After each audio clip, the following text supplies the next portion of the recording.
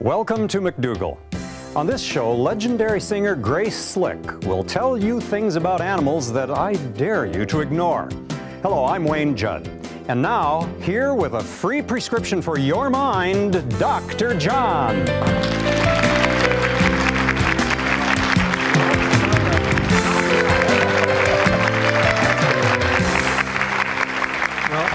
People think of prescription, they usually think of drugs, don't they? They think of medications. They don't think of, but a prescription can be education on diet and lifestyle. Yes, why not? My prescription to you would be to eat well, go for a walk every day. For the mind. Absolutely, right. Absolutely. So, well, you know, what do you have here? Well, I was going to ask you about headaches. It's something you and I haven't talked about, and I've had headaches all my life. And whose pills are these? Well, these are mine. I just have a little assortment that I carry with me everywhere. You honestly take those pills? I do. I took several this morning, John. I've been putting it off, but I knew sooner or later I'd have to confess. So, can I just sure kind of That's ask amazing. you about these? Do you know, Wayne, sick people take drugs? Now, what does that mean? Healthy people don't. So we have to deal with this. We have to get you. Well, let me just tell you my problem. I've had headaches all my life. Okay. And so I've experimented with the different things. Now, I'll use this as a pointer. These are aspirin here. These are, what is the generic for Excedrin? Acetaminophen is what it's called. Acetaminophen. But Excedrin is usually if it's more than two syllables, I have trouble with it. Also, unless it's aspirin-free. Okay. And then here is a product that's over the counter now called Aleve. Okay, that would be a naproxen, I believe. Naproxen, yeah, yeah. And so those are non-steroidal anti-inflammatories like Advil. Right, yeah. Exactly. Okay, and this is ibuprofen here, of course. Again, like Advil. So you got a couple of those. These are still kind of left over from before. I had a physician once prescribed this. This is amitriptyline. Oh, that's an antidepressant. Yeah, I know it is. Because this show really has been getting to you, huh? No, his point was that this as I understand. They give it for headaches. people with chronic pain. For headaches, yeah, right. and it kind of helps. Now, these here are the word silver appears on them. They're big, and you take them after you're 50. You know what those are, don't you? They're vitamins. Okay. Okay. Well, anyway, there's other stuff. And you have Imitrex, which is well, what I did is I have sumatriptan in case all else fails. I can actually give myself a shot. All right, but let me ask you. I mean, it's a handy little thing. Are you still getting migraine headaches? No, I'm actually not getting migraines anymore. But what was the difference? Well, the difference is that they're easier to kill if they come along. No, what made the difference for you not getting migraines now as opposed to 3 months ago? I don't know, unless it's the diet. Would that make a difference? Change your diet. I did change my diet. Migraine headache sufferers, when you look at it from the point of view of food allergy, you get a 70 to 90% relief of migraine headaches in people. And this is published in the scientific literature. Now, the most common cause of food allergy is dairy protein, and then it would be eggs. And some people are intolerant to certain vegetable proteins, but usually it's the dairy and the eggs that if you get off those, many people who suffer from migraines get relief. The dairy also causes sinus headaches in many people because it causes closure, swelling of the sinus tissues, and you get accumulation of fluid and you get headaches. You think diet has a lot to do with headaches even? Tremendous. Well, we haven't talked about that before, and I thought we might. Well, I think it's important that we do because otherwise people end up like you, Wayne, and that is that they can see the only solution to the problem is pills. But actually, diet and lifestyle. Now, diet is a very, very important one, but let's not miss a couple other things. Caffeine is very important. To do or not to do? Well, people can get headaches from drinking caffeine, but most of the time they come from withdrawal from caffeine. Okay. And that can happen. Say you have a cup of coffee in the morning, then late in the evening you may go through withdrawal. Or on the weekend you may drink less coffee than you do during the weekdays, and so you have withdrawal and you get headaches. And of course, every serious alcohol drinker knows about the association between alcohol, a hangover, and headaches. Yes. And so there are lots of things that people have the potential to control. And so before you say, you know, I'm just a headache sufferer and there's nothing that I can do about it, I mean, consider your diet and also your beverages, and cigarette smoke would be another one that people may get headaches from, the carbon monoxide. But I'd like to ask you a question. I think, for example, one of the reasons I take pills is not because I have headaches, and this is going to sound a little silly, but... Preventive, right? Well, yeah. You know, you talk about people being afraid of cancer, people being afraid of prostate, people being worried about heart disease. Yeah, but these things have serious side effects. Yeah. Well, my point is that I'm afraid, my greatest fear medically is the headache, the debilitating headache. And so I do this as a preventive. Have you ever considered that since you've changed your diet, that maybe you won't get a headache? I ought to try to go cold? You ought to do a test. You ought to do a test. You ought to see if you can live without the pills. Would there be some? Because these pills have serious side effects. Okay, They're associated with, well, for example, Tylenol And a little bit more than recommended doses can cause liver problems in people. Tylenol can cause kidney problems in people. Aspirin has been associated with kidney problems, with intestinal bleeding. Your non-steroidal anti-inflammatories, like the ones we mentioned here, are associated with very serious stomach distress. Stomach and problems. I know my problems. stomach is distressed. This morning I took one of these, and I took one of these, and I Wayne, took one I think of since you've these, made that and one of bold- these. I took 4 pills this morning. I think since you've made that bold step, and besides the fact since you're associated with me, you owe yourself the big test. See if you can live without the drugs. This is you can do it. You can do it. No question about it. Well, thank you, John. Yes, and when we come back, we're going to be with Grace Slick, and it's going to be a great, great segment. So I look forward to it.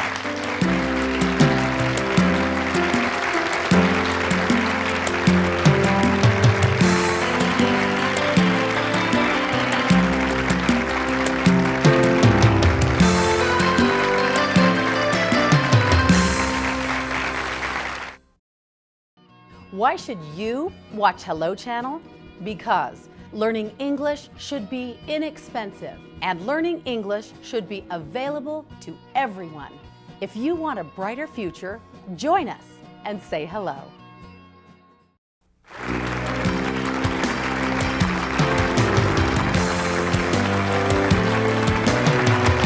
And welcome back. We have with us Grace Slick. She was with the Jefferson Airplane. Are you doing any performing these days? No. Not at all. Stopped about What do you 5 think years about our discussion of pills? You have a reputation in the past of being involved with pills a bit. Yeah, well, there's a line in a song, one pill makes you larger, one pill makes you small, but I was never very much of a pill head. I got in trouble with liquid. Alcohol? Yeah. And those days are behind you. Who knows? I hope so, but who knows? For now. I can't predict anything.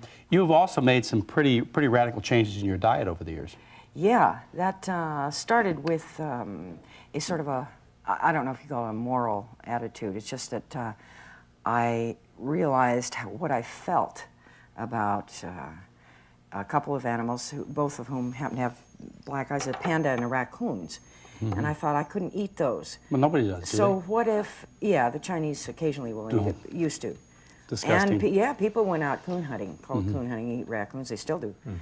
But I thought George Bernard Shaw, although he's made some errors in political judgment, enjoying Hitler and so forth, did say, I don't like to eat my friends, animals are my friends. So that was the way it started. So you got to a healthier diet yourself. Through the animals. Through the animals. You know, Then so many people do that. Then I started studying biomedical research and realized that it's healthy for us to not eat any animal products, and we aren't built to eat. We aren't carnivores. Yeah, but your main concern would be for the other creatures, not the human beings. I mean, it was, but now you care about. We're selfish. Now Yes. I sort of care about myself. I have. Well, Grace, I don't think that's I have unusual. dairy slips, and you were just talking about something that's very interesting because I've got a THC, or they call it THJ, or whatever they call it, jaw. Temporomandibular Yeah. joint. And you were mentioning the sinuses getting. Would dairy have anything to do with that? Yeah. You know, because about, I haven't about noticed. 60% of the people that come to my program at St. Helena Hospital have postnasal drip, sinus trouble, headaches. Within a week, almost every one of these people is free of their postnasal drip, sinus, hoarseness, and headache problems. 1 week, because we take them, of course, all the dairy is gone. Yeah. Skim milk, whole business.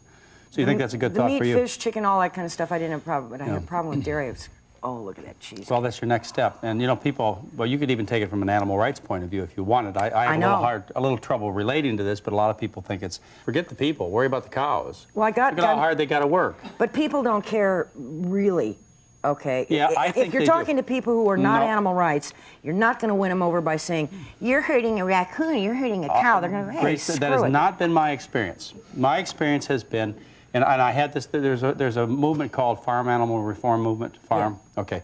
This group originally was interested, or their propaganda, their advertisement was for people. You know, let's eat a vegetarian diet to save people's lives. They didn't get any donations at all, no support. They became the Farm Animal Reform Group, and they can hardly open the envelopes fast enough from the donations. From an animal standpoint, yes, I think more people get to vegetarian eating through concern for animals than get there for concern for their own selves. I believe Really? it. Yeah, and of course, that's not my perspective. I try and get people to healthy eating because I want them to be concerned about themselves and their spouses and children. But people just love animals, so I think what you're doing is going to bring a lot more people to their senses than what I'm doing. Yeah, my daughter did it that way. She looked at a picture of a pig, and it says, "Does your food have a face?" And she just stopped, bam, like that. No dairy, no nothing. This is years ago. Right. She's better at it than I am. I still go. I'm really self-willed, so if I like something, by God, it's, you know, it's one of those moron attitudes that'll get you in trouble, and usually does. And I can confirm what you've said, because in my case, I've only been a vegetarian for maybe 5 months. When I thought I would be a vegetarian at one time in my life, or along through life, I always thought it would not be for my health, because I was healthy. But breeding to kill was something that I took seriously, and it bothered me for many, many years. Growing up on a farm and butchering animals and so on, I was used to it at that time, but the longer I lived, the more the concept of breeding to kill didn't seem like a very humane or good way to live. I think the American Indians have a take on that as far as meat eating, which they do irregularly. And somebody, I was talking earlier, what's the culprit? A refrigerator. People could not keep meat. They could not keep dairy. And the only people who are dying of the stuff we're dying of now were very wealthy. They could send out somebody to go kill a deer for them. They'd send out somebody to go milk the cow. But the poor people have always died of viral diseases, not 100%, but for the most part. And the rich people die of excess. And it's still kind of that way. But now more people have access to rich people's food, meaning meat and dairy. And it's like Dr. Neil Bernard said, I've never pulled any broccoli out of anyone's arteries. And you know, it's real easy. If you think You ought to see the fat. Oh, I saw one of those videotapes of a guy pulling, and it looks like a snot yellow worm about this long out of a guy's arteries. This is just dairy products. Anybody want to give up dairy products? Well, if you think about it, people have... I'm sorry, this is not that kind of show, is it? It is. It's that kind of show. If you think about it, it's very easy for people to be introduced to a new fruit or vegetable. And we could go out into this audience with a new fruit or vegetable that we had from, say, another country, a new name and everything, and they would try it. I'm sure they would. But what if you brought them a new animal to eat? Say we had a new kangaroo or a dog or some kind of animal that they wanted to try. They would find it repulsive, just like they get upset when they find out they're serving horse in the hamburger stand down the street. They, you know, they close them out of business. Or when I went to France and found out they served horse on the menu. It is naturally repulsive to think about eating other animals, but because the human being is so adaptable, we've gotten used to doing such bizarre things as eating pigs and cows. And in other words, you get an apple, it looks like an apple. But you get a hamburger, that doesn't look like a cow. And chicken, I mean, it looks like its own thing. And they really don't call it cow, do they? No. They call it beef or a hamburger. Yeah, and a chicken doesn't look like a chicken. It's a bunch of chunks of something. They call it pepperoni sausage. Yes. They don't call it, look at this little piece of pig on my pizza. I know. Yeah. Fried dead Animal chicken. rights, that's what we're talking about. Well, we're going to find out about your concerns for animal rights and the things that you've been doing, Grace Slick, and I know you've been making a big difference. And it's great that you've got your name out there and you're converting people and getting their interest. And we'll be back in just a moment with Grace Slick.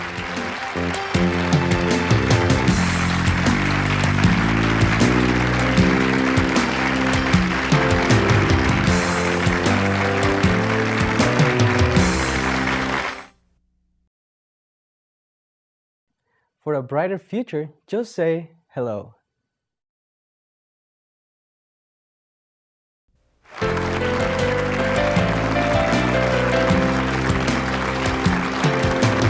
Welcome back. I'm with a woman who has no trouble getting attention and publicity, and that's Grace Slick. You're in the news all the time. Do you want to elaborate? Forget it. No. Everybody knows the stories, Grace. But with your publicity, you've turned it around to something that's nonprofit, and that's your concern to help with animal rights and experimentation. Is that correct? I mean, that's one of your big things, right? You don't want us to do animal experiments. Well, experiments on animals for human good is the way... When you say you don't want us, what do you mean? Us medical doctors, us guys. Butting heads with the medical community. That's right. You know, I still do think of myself as a real doctor, even though I'm a renegade.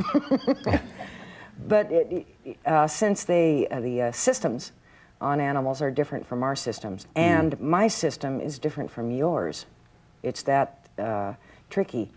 Why spend that much money on something that has such... So you feel the results are irrelevant, and you know you'd get great argument. Have you been on shows where... In other words, let's separate morality from science. let's say it doesn't matter. Let's Sure, say they don't have souls. They don't have all care. You don't care about the animal souls. rights. You just want a kid. Their construction is different. In other words, you would not put bananas into your Mercedes, would you? I don't have Because it is built to any eat. idea what that has to do with it. But go ahead. Because animals are different. They have different metabolism. They're quadrupeds. Like I talked to this guy who was studying hip replacement by using greyhounds. That's a quadruped. We're bipeds.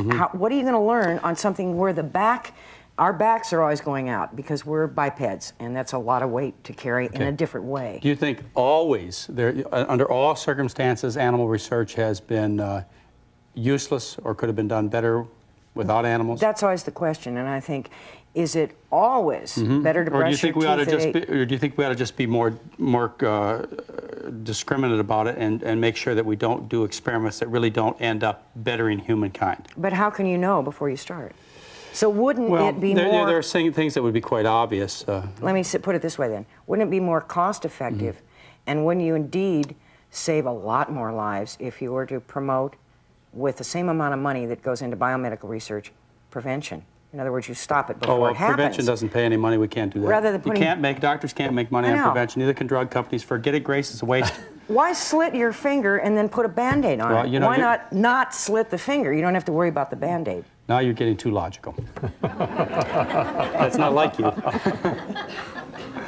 I do understand the concern, and I've had a chance to talk to a lot of people who are concerned that we do experiments on animals that are unnecessary. I remember when I went through medical school, and back in those days, I thought a lot different than I do now, but we had to do surgery on dogs.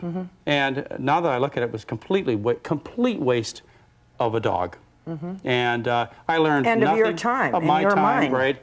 And I did find it even disgusting then, but I can see where there are many circumstances where it's not worth the expense of an animal's life and the suffering of an animal's life for educational purposes, and also experimentation. I have no problem with that at all. I think the only question I still do have in my mind is can we extend that to always? And I know that you are convinced it's always. Well, I think if, because I've done shows with this gentleman before, if people were to pick up what you're saying about how to eat and how to live and so forth, you wouldn't need that stuff anyway. Well, listen, we'd save so many lives. We'd have to invent new diseases to get rid of all the people, right? So, yeah. Hey, Wayne, do we have any questions from the audience? I think we do. I think we have a few questions we'll take from the audience at this time. And people respond real well to you, don't they? I mean, in terms of... if they don't have blue uniforms on, they generally respond to me. No, you don't do well with those, yes. We have a question from a gentleman here. Do you consider eating fish as an unhealthy diet? Because, some Oriental culture, they consider fish as like source of protein and calcium. And yeah, right now you can probably get more gin out of a fish meal and mercury and stuff like that. That's one of the problems if you don't take the animal rights agenda, but take just human, is that there's a lot of crud in the fish itself.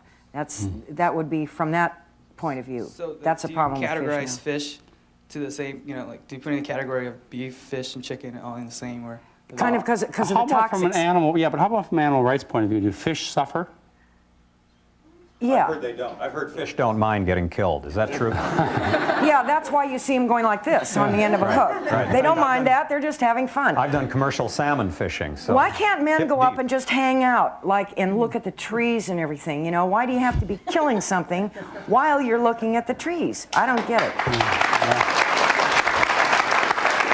You've got a lot of support there. We have another question. Yeah, I was wondering, when you first became a vegetarian, how did that impact your relationships with your family, your friends that weren't vegetarians? Like if you'd go out, let's say for dinner, and they were all wondering why you couldn't eat what they were eating, and how did you deal with their reactions at first? Well, rock and roll helps because I have a serious attitude problem, and that is I do what I want. You want your steak? Fine, kill yourself. I mean, I don't see why, you don't have to worry about it. How about a little kinder answer to her? Like maybe she could tell her, well, as you do in your home, you eat your thing and you let your significant other eat his. Yeah, see, we're learning all the time. I'm trying to learn how to be gracious instead of saying... You're doing better, Grace. That's why they gave you that name. John, we have time, I think, for one more quick question. Yeah. I agree with Grace on the moralistic value about animals. But if you're breeding animals and they grow and they grow, where do we go from there? Yeah, they're a crop. Somebody was mentioning that earlier, one of the fellows backstage, is breeding animals was what made him crazy. The American Indians have gone hunting. In other words, we were talking about the refrigerator being a culprit. If you remove the moral thing, if you eat some animal fat in the form of dairy or animals or something once in a while, it probably isn't going to kill you. We're sort of omnivorous.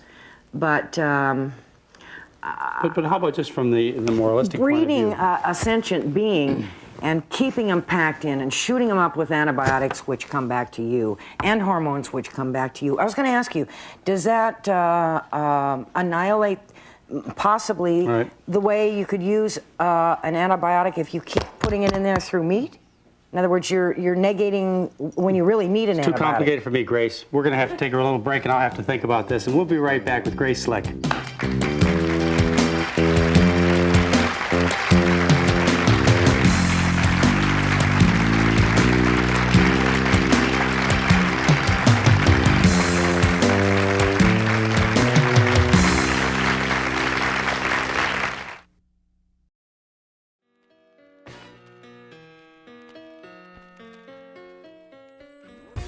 Hello, I'm Ruth. Learning to speak English can change your life.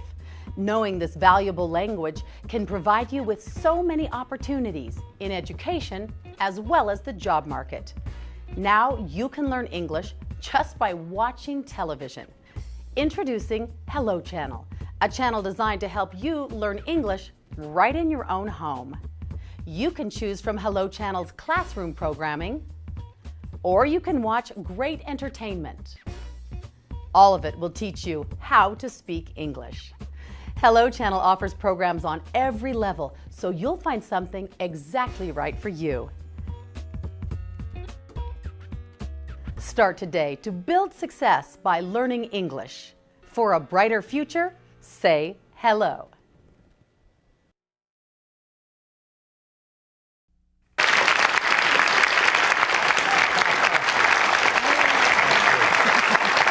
And welcome back. We're with Grace Slick from the Jefferson Airplane. Long time ago. But that's how they know you, except if they read the newspapers. Then they know you from other things that we won't talk about. People get to healthier eating several ways. They get there for concern for the environment, which is good. They get there for concern of animal rights, which is your issue, which I have great respect for.